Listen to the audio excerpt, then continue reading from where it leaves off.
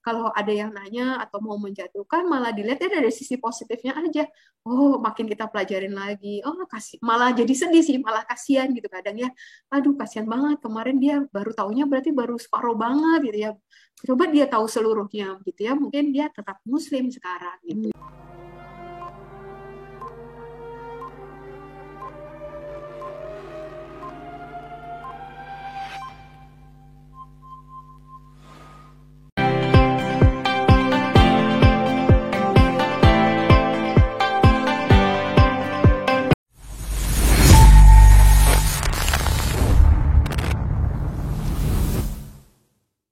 Mungkin dari ini udah ada nih dari Mbak Kika. Dokter, ini dari Mbak Kika sudah ada pertanyaan ya. Ya, saya bacakan ya dokter, izin. Assalamualaikum Bu Karissa, Masya Allah saya mengikuti podcast Bu Karissa dari awal Bu Karissa mulai revert dan kisah-kisahnya, cobaan-cobaannya, segala macamnya dari Radio Rasil. Saya sangat salut dengan keteguhan Bu Karissa hingga sampai saat sekarang masih giat berdakwah.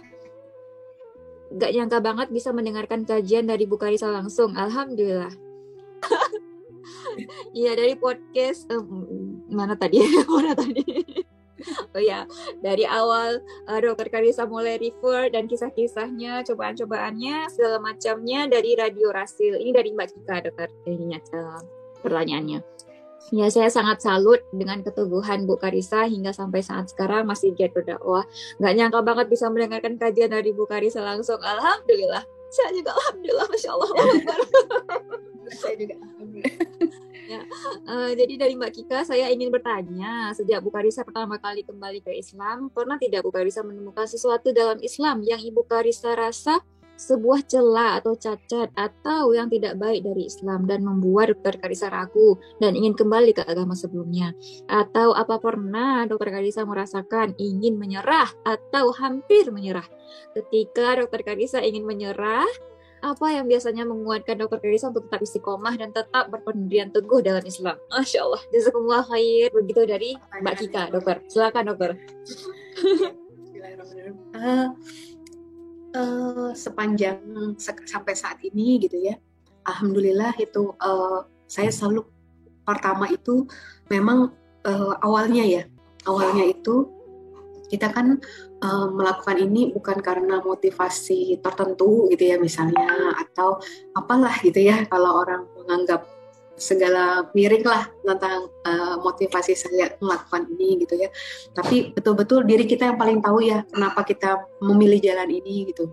Dari awal saya sampai rela ya bisa rela mengalami yang kemarin itu, kalau bukan karena sesuatu yang lebih besar, yang lebih gimana menurut saya ya mungkin saya nggak akan pilih jalan ini gitu kan.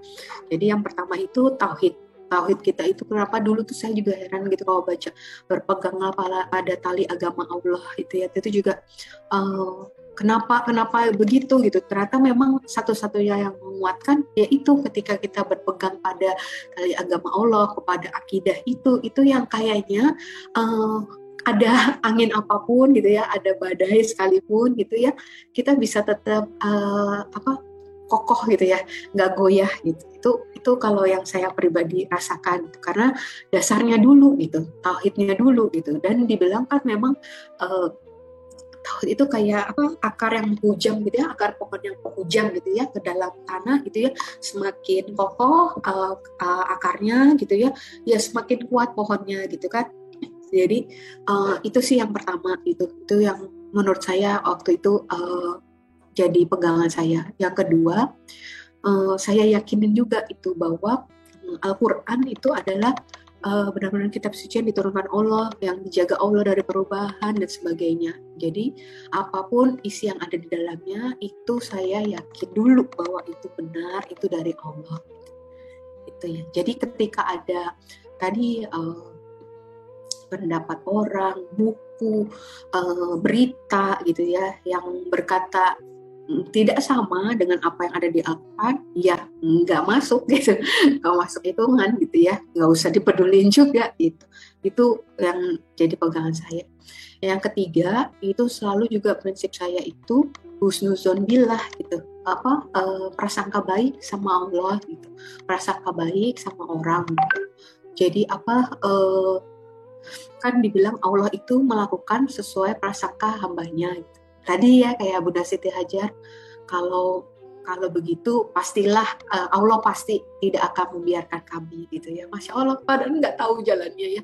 Termasuk juga Nabi Musa mungkin ya. Nabi Musa mungkin nggak tahu kan, dia belum tahu kalau nanti Laut Merah di depan itu bakal terbelah gitu. Kan nggak tahu. Tapi yang beliau yakin, yang beliau tahu adalah Allah pasti tolong gitu kan. Yang bagian kita itu cuma tugas kita itu cuma bertawakal, cuma percaya sama Allah, cuma husnuzon billah sama Allah. Allah baik, Allah pasti tolong, Allah pasti kasih jalan keluar itu. Caranya gimana? Itu urusannya Allah gitu ya. Makin kita pikir, oh nanti mungkin begini caranya. Oh nanti Allah ganti nanti mau surprising mau surprising kita ganti caranya gitu ya. Gitu. Jadi nggak usah pikir caranya gitu, tapi yang yakin dulu bahwa Allah pasti tolong. Mungkin ada tadi juga saya baru baca tentang gimana ada orang memberikan kesaksian gitu ya, lepas dari hutang mungkin kecil bagi sebagian orang 11 juta gitu ya, tapi bagi dia itu besar banget 11 juta.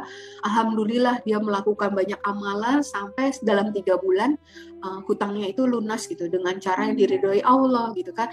Jadi Masya Allah ya, tapi yang salah satu itu saya garis bawahi gitu ya, dari testimoni beliau itu dibilang, yaitu beliau niatkan mau hijrah dengan cara yang sederhana, mau diniatkan bebas dari hutang-hutang dengan cara yang baik kan dari Allah gitu kan.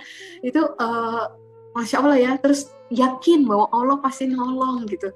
Jadi ya udah, itu gimana ya, kayak kita sendiri ya bukan menyamakan ya kita sama Allah, beda banget lah gitu ya. Kan dibilang perniagaan sama Allah tuh nggak akan pernah rugi gitu ya. Kita sama manusia aja ada untungnya gitu ya, apalagi sama Allah gitu ya, dibilang nggak pernah rugi gitu kan. Terus kita sama anak gitu ya, ketika anak kita yakin gitu ya, percaya gitu sama kita, orang tuanya pasti akan cukupin kebutuhan kita, apa nggak kita akan penuhin gitu ya yang diharapkan oleh mereka gitu. Jadi udah tugasnya kita udah paling gampang sebenarnya, cuman ya itu banyak hal akhirnya, makanya kenapa kok anak-anak malah lebih gampang gitu ya kayaknya gitu karena kalau kita yang dewasa mungkin pertimbangannya banyak gitu ya, banyak pikirnya, ngeliat faktanya banyak, kayaknya makin gak mungkin gitu. Tapi itu gak tahu kenapa saya tuh malah semakin gak mungkin gitu ya, semakin ada berita buruk. Ingat innamal usri yusra gitu ya, gimana kemudahan mau datang kalau kesulitannya belum gitu. Jadi ketika ada kesulitan udah seneng nih, yang dilihat bukan kesulitan, berarti sebentar ada lagi kemudahannya gitu kan. Jadi gitu, jadi gimana ngubah mindset itu ya gitu ya, gimana ketika kita diuji, Allah sayang, bukan kenapa aku ya Allah harus ngalamin ini gitu ya. Gitu, tapi kita bisa alhamdulillah ala kulli hal gitu kan ya. Gitu. Itu hal-hal seperti itu sih yang akhirnya modal 3 itu aja sih kalau saya selama menjalani kehidupan ini ya. Nah, kalau ditanya tadi gimana caranya supaya bisa kuat, bisa istiqomah lagi, atau ada tantangan, ada. Waktu yang saya hadapi masalah itu yang paling berat buat kita seorang ibu itu kan anak ya. Waktu itu saya udah pikir akan kehilangan anak dan sebagainya, itu saya itu zikir, selalu berzikir, nggak putus zikir gitu ya. Apapun yang lagi dikerjakan gitu ya, dimanapun tuh zikir terus, nggak pernah berhenti zikir. Karena waktu saya berhenti zikir, yang masuk itu justru pikiran yang bukan dari Allah, pikiran dari syaitan, saya bilang gitu ya. Jadi malah bilang kamu perusak kebahagiaan anak-anak, kamu ngerusak keluarga, kamu bikin malu apa gitu-gitu, kamu bikin orang tua kecewa dan sebagainya. Itu yang masuk. Jadi cara ngelawannya saya zikir. Ketika zikir yang ada justru dibalik, kamu yang bisa buka jalan mungkin untuk mereka juga dapat hidayah dan sebagainya kayak gitu.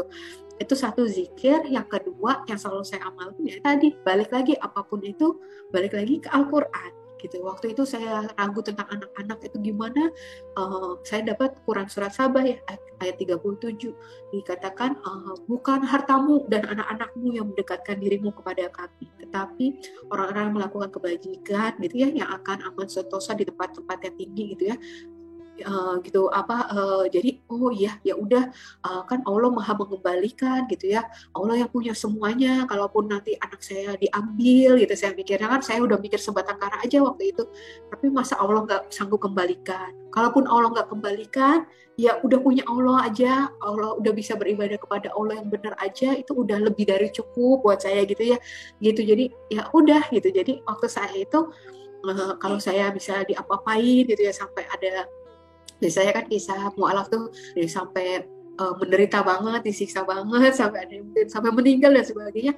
Ya udah, yang penting kan saya wafat dalam keadaan muslim gitu. Jadi itu kekuatannya itu sih, balik lagi ke Al-Qur'an. Ada ragu apa? Saya takut. Ya itu yang saya pernah sharing, dapat Quran surat Fusilat gitu. Jadi balik lagi ke situ gitu. Semuanya balik lagi ke Al-Qur'an gitu. Jadi udah kekuatannya itu aja. Gak ada yang lain gitu. Gitu. Mungkin mudah-mudahan bisa menjawab ya. Masya Allah, jelas sekali dokter, Masya Allah. Kita semoga bisa terjawab ya, bisa. Iya, sudah ada jawaban dari Mbak Kikanya. Jazakillah khair, Bu Karisa, jawabannya sangat mengena hati. Husnuzan billah, zikir, dan kembali ke Al-Quran. Ya, Masya Allah. Masya Allah, ya kuatin akidah, terus yakin ya Al-Quran itu benar, kalau ada dibilang Al-Quran mau direvisi dan sebagainya itu. Alhamdulillah zalik. Zalik, jauh. Ya. Masya Allah. Ini juga ada dokter dari Mbak Nur Hasanah ya. Masya Allah, saya juga salah satu yang mengikuti Bu Dokter. Senang sekali bisa ikut kajian malam ini, mengincar iman. Alhamdulillah, Masya Allah. Sama-sama ngecar nih kita. Iya, saling ya.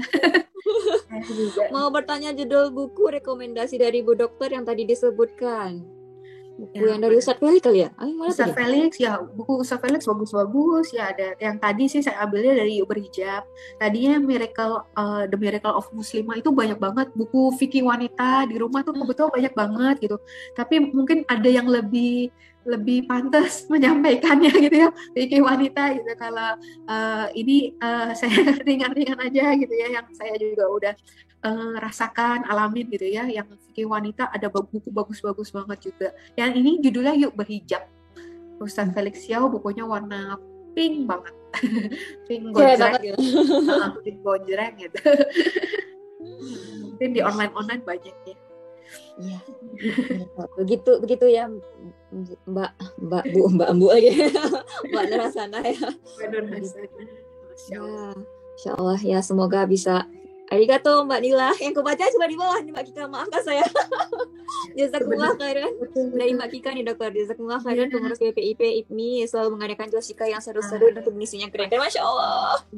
Jazakumullah khairan Mbak Kika, selalu ini setia. Iya.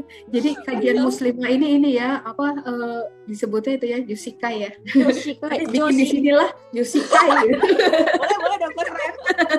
Keren kan dokter?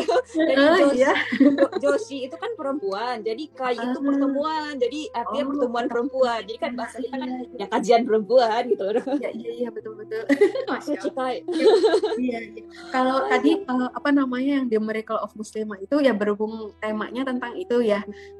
Di buku Ustadz Felix Xiao memang nggak disebut itu The Miracle of Muslimahnya gitu, tapi di situ saya ngelihat perbedaan Islamnya itu ya tadinya di luar Islam itu nggak ada yang membawa wanita sampai kita di kedudukan saat ini gitu ya. Sama tadi ya di dalam ibadah haji, Masya Allah itu jarang banget kan ada ibadah yang latar belakangnya itu dari perempuan gitu ya. Tapi Masya Allah sa'i itu kan dilakukan sampai sekarang gitu. Dan ya ini kayak termasuk kerudung gitu ya, gimana menjaga ya, dulu mikirnya aduh kasihan banget ya perempuan ditutupin nggak kelihatan cantiknya gitu kan ya. Tapi dibilang di Al-Quran supaya mereka lebih mengenal, saya jadi bingung waktu itu kan, gimana mengenal gitu, apalagi pakai niqab gitu kan ya, itu malah makin mengenal, gimana ya saya mikir gitu. Tapi Masya Allah ya itu, aduh tadi khusus bila ternyata kalaupun ada yang kita nggak pahami, nggak ngerti, itu bukan karena Al-Quran yang salah, kitanya belum nyampe gitu. Saya mikirnya kayak gitu aja gitu ya kan. Saya pernah di DM waktu baru-baru rame itu, banyak orang-orang di luar Islam yang DM saya, ada influencer juga kebetulan beliau katanya dulunya muslim gitu kan. Terus saya ditanyain ayat dari surat At-Toha, terus ditanyain kiblat, ditanya segala macam gitu ya. Malah saya jadi belajar gitu, dikasih surat kaleng dari Amerika pernah gitu ya. Itu yang pertama awalnya tuh kasihan, kita kasihan sama kamu gitu dan sebagainya gitu ya. Terus makin dikasih itu ya, aduh, mungkin dipikirnya supaya goyah gitu ya, tapi alhamdulillah ya itu salah alamat kalau dikirimnya ke mualaf gitu ya, karena kan mualaf itu sampai kita memilih jalan yang sulit ini gitu ya, ya dengan pertolongan Allah gitu ya, itu pasti karena udah punya alasan gitu kan, bukan karena cuma sekedar ikut-ikut atau gimana, yang baru dikasih surat kaleng aja langsung goyah lagi misalnya gitu. Iya, sampai sempat saya kasih ke mentor saya, udah nggak usah baca, kata mentor saya, enggak, mau yuk dibahasin satu-satu. Saya bilang gitu, ayo dibahasin satu-satu, beneran kamu dibahas? Iya, dibahas aja buat belajar, saya bilang gitu. Oh ya udah gitu, jadi kayak gitu aja. Malah kalau ada yang nanya atau mau menjatuhkan, malah dilihatnya dari sisi positifnya aja.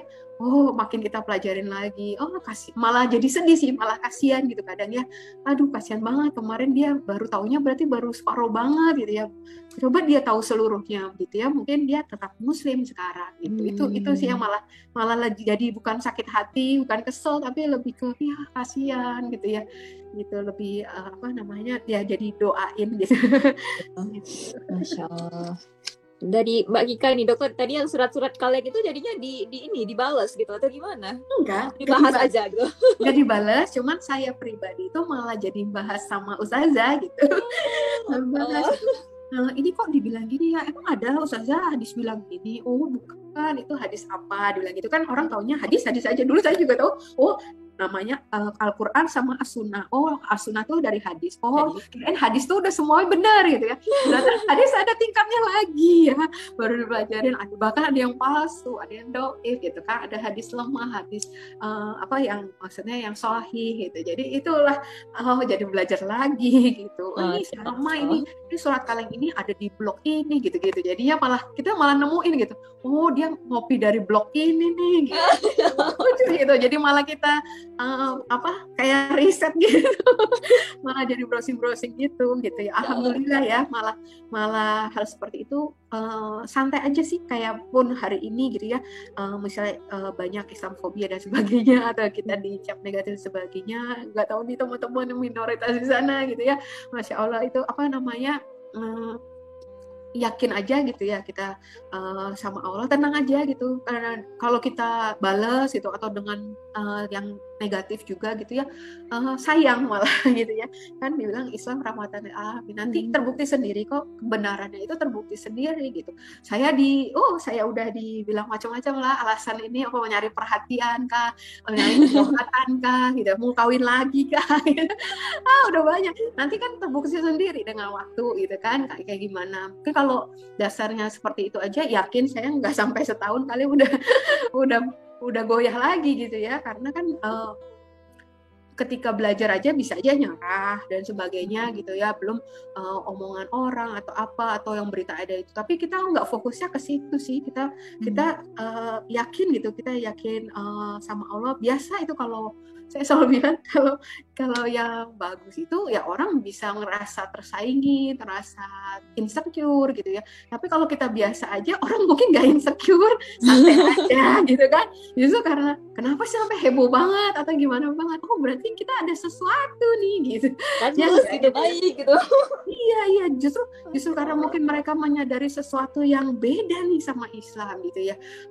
Ada sesuatu nih yang bahaya nih kalau Islam sampai gimana gitu ya. Itu justru harus lihatnya dari situ gitu ya, dan nggak apa-apa gitu. Itu sangat sunatullah ya, kalau bisa sunatullah, itu pasti yang terjadi gitu kalau seperti itu. Masya Allah. Jadi ceritanya surat kaleng jadi penguat jadinya. Iya, mungkin harapannya saya langsung balik lagi gitu ya. Itu baru banget. Itu ada di meja kantor saya. Habis saya cuti 3 bulan yang saya ada di mana, cutinya 1 bulan, ada saya di pesantrennya kan 3 bulan, 2 bulan saya PP Jakarta Sentul, itu saya masuk pertama kali ke kantor, itu surat ada di laci meja saya, nggak tahu siapa yang naruh, alamatnya itu aduh saya lupa Amerikanya yang bagaimana itu, sampai beneran ini sampai stempelnya apa gitu-gitu ya, sampai saya gitu. Soalnya lucu aja. Allah, barakallahu fiik dokter, masya Allah. Kalau saya ada di dokter, kayak saya udah goyah tengah jalan ya. Kalau baca isinya sadis, ada menjatuhkan Rasulullah banget gitu ya. Kalau dibahas itu ya kayak sedih gitu. Kalau kita, untuk kita yang mencintai Rasulullah dikatain apa aja di situ tuh sedih banget kalau pas bacanya. Terus Islam disalah mengerti gitu tuh sebenarnya sedih banget gitu ya. Dan lebih lagi sih saya malah kasihan gitu ya yang orang, iya benar sih, memang hidayah itu hanya untuk orang-orang yang Allah kehendaki gitu ya. Jadi bersyukur kita yang dapat hidayah sama Allah. Dulu saya juga mikir, ya Allah kenapa pas saya udah punya anak sih, kenapa nggak sebelum saya menikah gitu ya, gitu ya. Tapi ya alhamdulillah masih ada kesempatan gitu ya. Dan alhamdulillah teman-teman yang bahkan dari lahir gitu ya, masya Allah udah diazanin sama ayahnya gitu ya, masya Allah gitu. Itu apa ya?